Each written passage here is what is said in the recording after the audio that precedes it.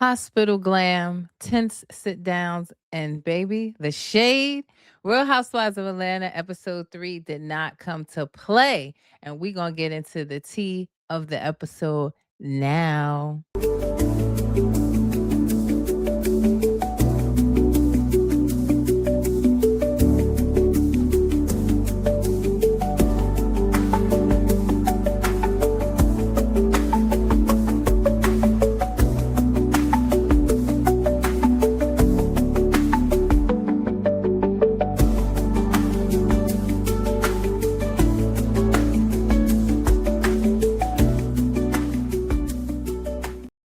What's up, y'all? It's your girl V with Reality Recap, and we are here for another Tea Talk session. And today we are going over the latest episode of Real Housewives of Atlanta. This is season 17, episode 3. And baby, this season just continues to deliver. I hope you guys are watching. If not, go catch up. Make sure you caught up before we get too many episodes in, honey. Binge the 3 episodes because I am enjoying this season genuinely. Now, before we get into it, let's take care of some business. Make sure you're following me, please, on all my social media platforms: Facebook, TikTok, uh Instagram, and Threads. Threads, I'm always over there live threading while the episodes are going on, having a good time with the community. So follow me at what you see at the bottom of the screen. It's REALITEA. That's reality underscore recap. And make sure you like this video. Please share it and subscribe to my YouTube channel. That is also coming across the bottom of the screen. It's at reality recap 2876. It's also in the bios. It's linked in my bios on all my social media platforms. So make sure you subscribe, please, and set your alerts so you don't miss any of my tea talks or any of the reality trending news and gossip. All right. So let's get into it, honey. We started off this episode with K. Michelle. We saw in the episode, the end of episode 2, she went and did her performance, and she was rushed to the hospital shortly after that. And she talked about how some of you may not know, but I was aware. We seen K. Michelle on Love and Hip Hop, on Marriage Boot Camp, her own reality TV shows, where she talked about her journey with illegal butt injections, where she injected silicone into her butt some years ago now. And she's had surgery after surgery to try to remove the silicone. It caused a lot of health issues because of it. And she also let us know in this episode that she will never be free of the silicone. Because from what I understand, the silicone like travels through your bloodstream.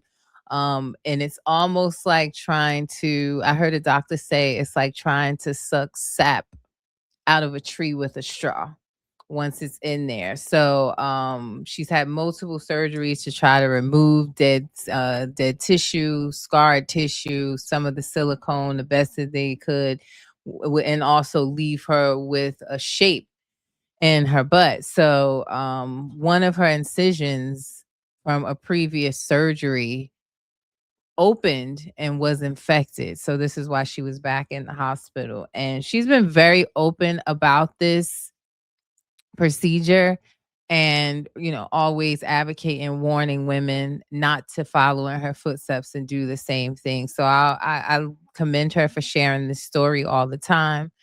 And she had her surgery, and girl, she came right out of surgery, had the glam squad come with her outfit, did her makeup, put her wig on, because she said she will not look like what she's been through, honey. Never have, never will. And I said, okay, honey, I'm here for it. I don't know if that was okay or cleared by the doctor that she leave the hospital in her glam and go straight to a nail appointment. But she did meet up with Phaedra, Porsha, and Cynthia, and they were questioning, well, what happened? We know you were in the hospital. What happened? And she was in the middle of telling a story about how she was on the seat. She was sitting down on the couch, and when she got up, the entire seat was soaked. And Portia, right off the bat, said, "Did you have a miscarriage?" And then she started asking, she was like, "Was the fluid clear? Was it blood? Like, what was it?" And in my opinion, maybe in poor taste or not clearly thought out to ask a question like that, because we know K Michelle is having struggles conceiving another baby. She's also been talking about that journey for a long time, and she says that Porsha was aware. But I don't feel Porsha had ill intentions. I don't feel it was shady or that she was trying to play in her face. It was a genuine question. Maybe not something she should ask outright like that, but we know that Porsha is a spokesperson for March of Dimes. We know that more Porsha has suffered miscarriages as far as back when she was married to Cordell. So I don't think she would make light of it or chose to be insensitive about it. It was just concern and it came out. I personally didn't feel like there was any ill intent there. But after that fact, K Michelle seemingly was upset about it. I can't even say seemingly. She was upset about it, but she didn't express that to Portia in the moment, which is not K Michelle that I know, the Love and Hip Hop K Michelle that I know. I know she's changing her image, so maybe she had to think on it and maybe come back to it. But she went to the internet. She went to Twitter and started ranting off on Twitter about she's activated and bimbos is playing with her. And whole time I'm cracking up because it was kind of like, well, who said that? My famous Portia line, because Portia had no idea she was the bimbo. She ain't know what was going on or what she was mad about. That's why I wished, honestly, that K Michelle would have addressed it in the moment. Now, I guess she was just coming out of the hospital, probably not the right time, but why then go to the internet to address it? While they were filming, we saw these tweets coming out, and we didn't know what it was about or who it was about at the time, and we now know it was in regards to Portia. So if she couldn't address it right then because she was just coming out of the hospital, I just would have preferred she then went to her to have a conversation instead of ranting on Twitter and then also meeting up with Cynthia and Pinky to tell them what Portia had did before she had a conversation with her and calling Portia a dingbat. She also had a few digs at Phaedra. Like, what's up with Phaedra? All Phaedra do is giggle.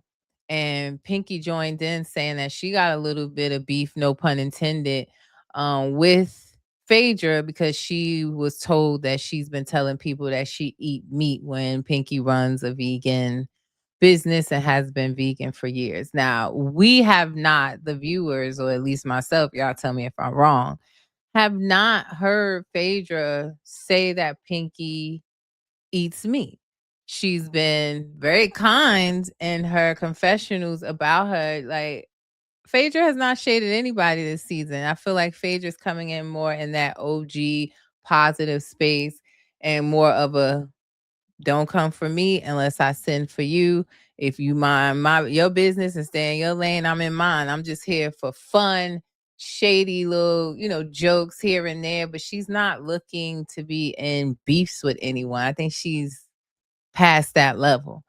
So I was shocked to hear that Pinky was told that about Phaedra. And again, we haven't heard Phaedra mention anything except for that she's a smart cookie. And she made a joke there. She's a smart cookie and it's all vegan. She didn't say anything about Pinky. So to hear Pinky again saying a lot of stuff, and this is what I say about these new housewives when they come on. That was my beef with Angel on Potomac. Bring your confessional shade, bring what you say to others to that person's face. It's not going to go over well with the public.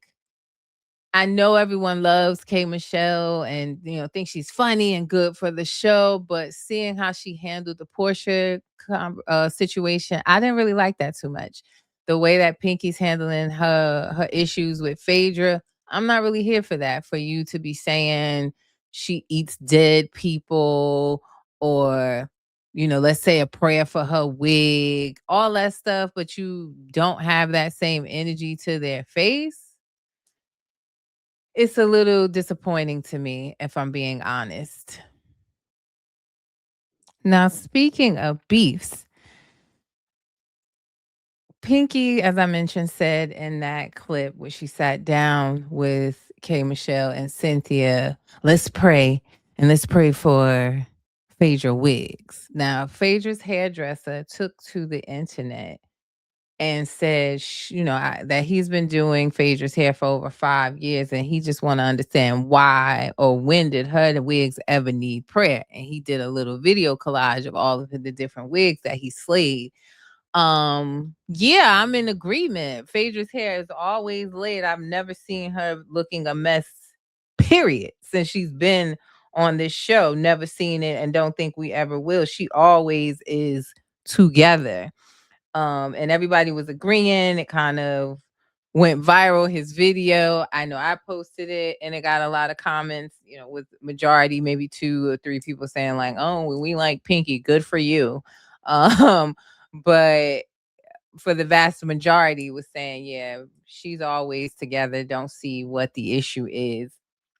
Now, earlier this morning, Pinky got wind of this viral video and responded because when Phaedra's hairdresser posted this video, Phaedra commented in his comment section and said, a dirty, dry tennis ball head could never, with a little tennis ball emoji. Say that. I was cackling. So Pinky came back this morning and responded saying, hey, friend, you right. Her hair always laid. Too bad it might be a dirty tennis ball underneath just like me. She then tagged Phaedra and said, I wish you could say the same exact thing in your next confessional, but I don't know when the camera's coming back to get you. We saw Phaedra's natural hair on this show for years, and that was laid and groomed and long and luxurious as well. So boo, tomato, tomato. There's no tennis ball under Phaedra's wig, sweetie. It's just you with the tennis ball. And to say that she don't know when the camera's coming back, I don't know if that's shade or, is Phaedra at this right moment? Is she in any drama or have a major storyline? No, but she's still getting a major storyline check.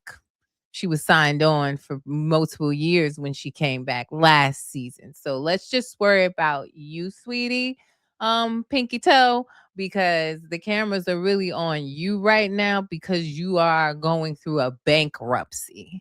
They're exposing your bankruptcy. They're exposing you lying to your husband about filing for a bankruptcy and hiding that from him. So yeah, you have a prominent storyline now, but if you didn't, I don't know if we would be seeing you too much on camera either. I was excited to see Pinky on this season, and I will say right now, I'm not enjoying her.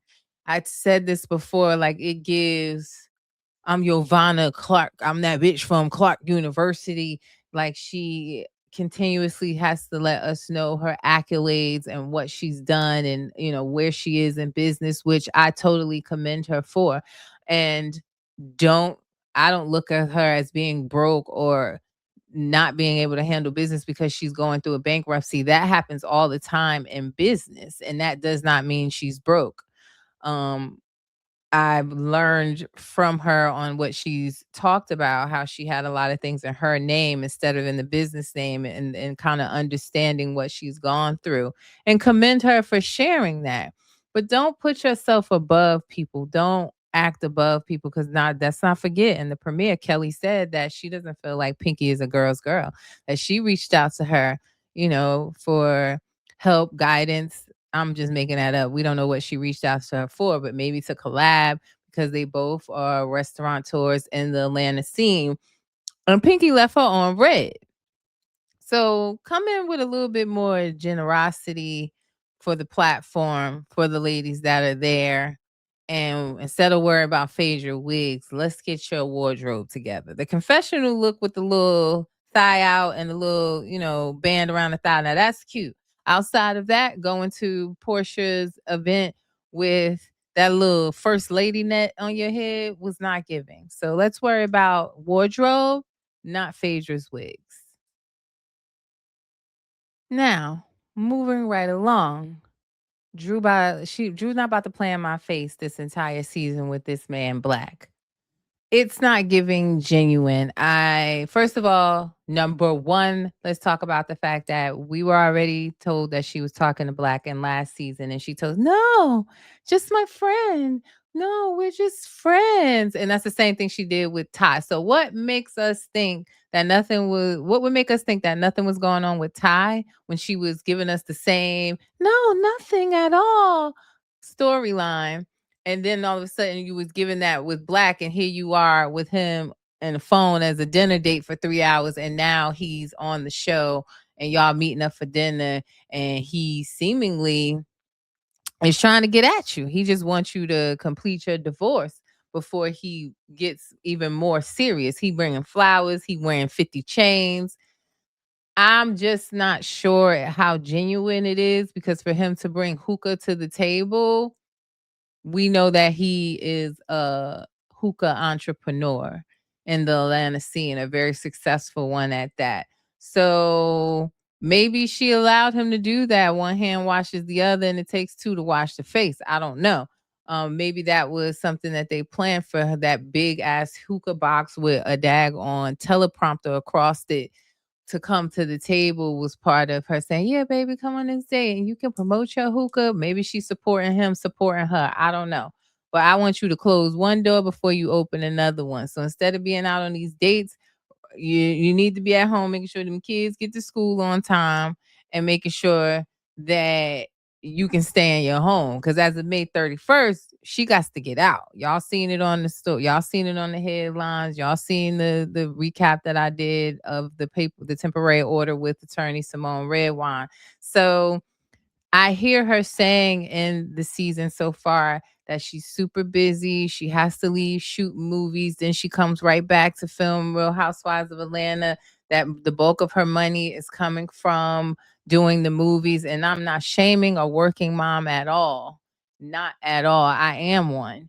But what I will say is, you got to put pride aside. And if you were struggling to manage getting the kids to school on time, getting them to the court ordered therapy sessions, counseling sessions that you were supposed to attend with them also, at what point do you put your pride aside and stop trying to hold on to 100% physical custody of the children because you're hoping to get some money out of Ralph to keep you in that house so you can afford that mortgage on your own, and have your lawyers reach out to his lawyers and say, "Hey, I'm working, I'm doing this." We saw Candy do it. We saw Candy work with Todd, whether she wanted to or not, and make sure that the kids were straight while she was away in New York doing her Broadway shows. So put your pride aside, stop trying to hold on to a coin, and have the conversation that you need help, that you will allow for him to come out the basement to help the kids get ready and get to school on time. But what you will not do is sit here and play with us with this man all season, because she said she called him his friend, her friend, like 50 times in that day. He's just a friend. It's just a friend. It's just a friendship. It's a blossoming friendship. He's just my friend. And I'm his friend. Like, she said that 50 million times, and I'm not buying it. And you dating on this show without your divorce being final. We already know Ralph's lawyer is a shark and may use that against you. So I'm just not buying what she's selling with this relationship. I'd rather see her do the alien movies and the premieres, talk about the divorce and how that's going. I don't need Black right now, because we still got to get through the fact that apparently Black was in K Michelle's DMs calling her so fine. We still got to get through that. So yeah, I'm good off Black. I don't need no more dates with the hookah, honey. So let's move on to Angela. Angela, I'm not about to play with you this season either. I don't want to see her flip no more houses. Angela, just sell blinged out handheld fans at this point. You got a handheld fan every time we see you, even when you're inside with the air conditioner. I thought that was the venture and the route that we were going. You already tried to flip 3, 4 mansions in the last season, and they all went into foreclosure. She says that she lost $2 million of her money. I'm a little confused by that, because in the last season she said that Charles invested and he was dipping into like his 401k to help her, and she was spending all of their money on these houses that was unsuccessful. Now I get it. You want to try again. Now she has a smaller home with spiders everywhere. And her daughter is questioning, listen, are you doing this for a profit? Or are you doing this to prove something? And I think it's to prove something because of what happened last season. But if you want to prove something to me, get a business that ties to what's happening on the show. We saw you with your wig slipping back in the first episodes when you first premiered on the season or on the franchise. And you've been holding that fan ever since. And they cute fans. They blinged out. She got different colors. I thought the Angela fans were coming. That would be probably be more profitable. It's summertime. It is hot as hell in Atlanta. I would think that would be more profitable. That would be something that you can sell at the next BravoCon. Why don't you get your money back in the fans and then invest in some property? Because that house that she's flipping, she talking about something. Even if I just make $1 profit, that's a profit. But you 2 million in the hole. So I'm not understanding it. She got something to prove. Go right ahead and prove it. But I would go ahead and sell some fans first. I would cool the people off and then go back to trying to flip homes. Another one I'm not playing with this season is Shamia with this rum business. It makes absolutely no sense for her to be selling rum in Atlanta. If you not selling tequila, if you not selling no whiskey, Hennessy type brands, I don't see a rum being successful nationwide. There's enough rums that are well established, nor do I see it being successful in Atlanta.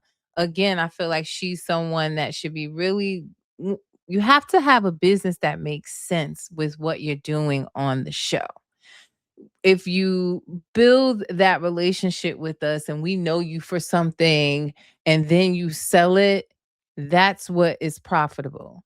Like Melissa with sprinkle cookies that she's now taken into the coffee realm and the coffee cake realm with sprinkles in it. That is a profitable business because we relate sprinkle cookies to what Teresa said so many years ago, right? It was something that was executed perfectly. Another example of that is Candy, right? The whole dungeon situation. She turned that into a whole show, a headlining show that was sold out at multiple venues, right? We've seen her flip the her being such a freak into a sex toy business that is still thriving to this day, candy coated. Like that's the type of stuff you have to do that will be successful. So just selling rum because you visited Grenada one time makes absolutely no sense to me. And then to want to do a peach rum and have no idea or have done no research to know that they don't even grow peaches in Grenada. She would have to import peaches to Grenada, which would cost obscene amount of money. You already in the hole. We got Kelly opening a second location. We had the grand opening, grand closing. It's already closed because she's blaming the location. But you opened it already in debt and with back rent. It's not making smart sense. Candy needs to teach a class for these girls. For real. Because Shamia would be better off just calling Dennis and making that album. I think she got a pretty okay voice. Her last single was okay. It just wasn't a catchy enough beat. So just call Dennis, ask Porsha first, and call Dennis and get you a record deal or get you an album out, get you an EP, honey. Let's see you in some acting. Is Tubi not open to doing movies with her too? I mean, they did the Alien movie with with Drew, so why wouldn't they do it with her? Use what you already know, but she's trying to repay her husband or bring money to the table because he's the one affording her lifestyle, but he can. So, and he was already putting money into your music career, and now you are now flipping to this rum business that doesn't seem to be working out already. I'm just not about to play. I'm not playing. Now again, I'm enjoying the season. Is it hilarious? Is it comical? Is the shade great? Yes, but I'm not playing with these business ventures and these fake boyfriends. That's what I'm not gonna play with. we finally do see K Michelle meet up with Porsha. And again, Porsha seems oblivious to the fact that Kay is even upset with her about the miscarriage comment. And she's very genuine in this conversation. She's speaking with her and telling her, I did not mean any harm. I apologize. It was a safe space. I've suffered miscarriages too, so I would never, joke about that. I'm sorry if I made you feel any way. She's looking in her eye, holding her hand, and saying, I'm being serious. I want you to come talk to me if you're upset with me. I don't want this to fester or to grow into anything. Very apologetic. Now, seemingly at the table, K Michelle gives her a hug, but in her confessional, she's saying, yeah, once you play me once, you ain't really gonna get a chance to do it again. She's side-eyeing her. So did you really accept the apology? It's given that she didn't, which was a bit disappointing because again, I feel like Porsha was very, very sincere. So overall, that's just my disappointment with Kay that the confessional shade, at least when it comes to Porsha, is not translating in her face. And the same with what was said about Phaedra. What face she said, Phaedra, all she do is giggle. What's up with her? But in her face, you giggling with her. So those are the things that maybe as the season goes on, she'll start to, address those things head on or say what she got to say, because I don't like the confessional gangster stuff. And I know K Michelle ain't scared. I know she'll say what she want. I mean, she going around here doing interviews left and right, tearing Drew up. Is she gonna do that in the season? Is what is left to be seen. But I enjoy episode 3. This season is giving. They are redeeming themselves from past seasons. And I'm here for it, y'all. So let me know your thoughts in the comments. Sorry, I had to eat the girls up today. Just a few of them, just a few nicks. Just a few nicks here and there, but those are my true thoughts. And I can't do nothing but be authentic, baby. So again, make sure you're following me on Reality Recap. It's REALITEA_recap for all the trending news and gossip. Because you would have been in the know about this pinky back and forth with Phaedra and the dirty tennis ball comment if you were following me. So I hope you are. And subscribe to my YouTube channel. It's Reality Recap 2876. It's coming across the bottom of the screen right now. And it's also linked in my bios on all my social media platforms for easy access. So subscribe, like this video, share it, and set your alerts so you don't miss any of my tea talks. So many more to come this week. Real Housewives of Rhode Island will be out next. We have Love and Hip Hop, Miami, and Atlanta coming later this week. I already released 3 episodes yesterday: Bell Collective Recap, Bell Collective Birmingham, and Love and Marriage Huntsville. So we working over here, honey, and make sure you are tuned in. Now, as I always say before I get out of here, reality TV stars are humans too. Let's not forget that. It's your girl V with Reality Recap. Y'all have a great day. Peace.